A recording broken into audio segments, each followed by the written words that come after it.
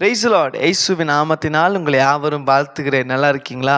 இந்த காலை வேளையில் உங்களை சந்திப்பதில் கத்த கொடுத்த இந்த கிருபைக்காக நான் தேவனுக்கு நன்றி செலுத்துகிறேன். இந்த நாள் கூட ஏசப்பா நம்மோட வேதத்தில் இருந்து ஏசாயா 54 அதிகாரம் 17 வசனம். ஏசாயா சாப்டர் 54:17 வேதம் சொல்கிறது, உனக்கு விரோதமாய் உருவாக்கப்படும் எந்த ஆயுதங்கள் வாய்க்காமல் போகும் என்று சேனைகளின் கர்த்தர் சொல்லுகிறார். ஆமென். இன்னைக்கு இந்த காலை வேளையில் ஆண்டவர் சொல்கிறாரு, என் அன்பு தேவ பிள்ளைகளே, பயந்து கொண்டு இருக்கிறீங்களா? இல்லை கலங்கி கொண்டு இருக்கிறீங்களா? ஆண்டவர் உங்களை பார்த்தான் சொல்கிறார், என் அன்பு மகனே, என் அன்பு மகளே, உனக்கு விரோதமாய் உருவாக்கப்படுகிற எந்த ஆயுதங்கள் வாய்க்காமல் போகும். ஆமென். எங்களுக்கு அவங்க செஞ்சுட்டுக்குவாங்க, எங்களுக்கு மந்தம் செஞ்சுட்டுக்குவாங்க, சூனியம் வச்சுட்டுக்குவாங்க அப்படின்னு சொல்லி கலங்கி கொண்டு இருக்கிறீங்களா? பயப்படாதீங்க. ஆண்டவர் சொல்கிறாரு, உங்களுக்கு விரோதமாய் உருவாக்கப்படுகிறதான எந்த ஆயுதங்கள் வாய்க்காது. ஆமென். எந்த மந்திரமோ சூனியமோ செய்வினியோ உங்களுக்கு விரோதமாக எழும்பாது. ஆமென். ஒருவேளை நீங்கள் சொல்லலாம், தம்பி அநேக மனுஷ போராட்டம்ப்பா, சத்ருவிங்கள் கிரியேகப்பா, எங்களால் நிம்மதியாக வாழ முடியல.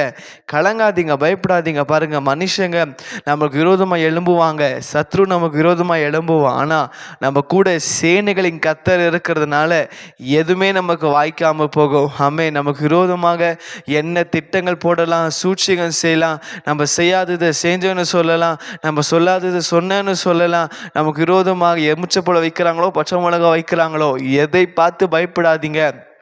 ஏன்னா நம்ம கூட சேனைகளின் கர்த்தர் இருக்கிறாரு. அவர் சொல்கிறாரு, உங்களுக்கு விரோதமாக யார் என்ன செஞ்சாலும் சரி, நீங்கள் சோர்வடிபடியாக, நீங்கள் பலவீனப்படும்படியாக, நீங்கள் சந்தோஷத்தை கெடுக்க, உங்களுடைய நிம்மதியை கெடுக்க, உங்களுடைய ஆரோக்கியத்தை கெடுக்க யார் என்ன செஞ்சாலும் சரி, அது ஒரு நாளும் வாய்க்காமல் போகும். ஏன்னா நம்ம கூட சேனைகளின் கர்த்தர் இருக்கிற வரைக்கும் நம்மளால் எந்த மனுஷனோ எந்த மாம்சமோ இல்லை எந்த சத்ருவின் கிரியைகள் நம்மை அணுகாது. விசுவாசிக்கிறீங்களா? ஒருவேளை எங்களுக்கு அவங்க செஞ்சுட்டுக்குவாங்க, இவங்க செஞ்சுருக்காங்க, காலை ஏன் சொன்னி அதுக்கு முன்னாடி பச்சை மிளகா கடுக்கு, இதெல்லாம் பார்த்து பயப்படாதீங்க. எதுவுமே நம்மளை சேதப்படுத்த முடியாது. ஏன்னா நம்முடைய ஆண்டவர் சர்வ வல்லமுள்ள தேவன். அவர் நம்ம கூட இருக்கிற வரைக்கும் நமக்கு எதுவுமே சேதப்படுத்த முடியாது. விசுவாசிக்கிறீங்களா?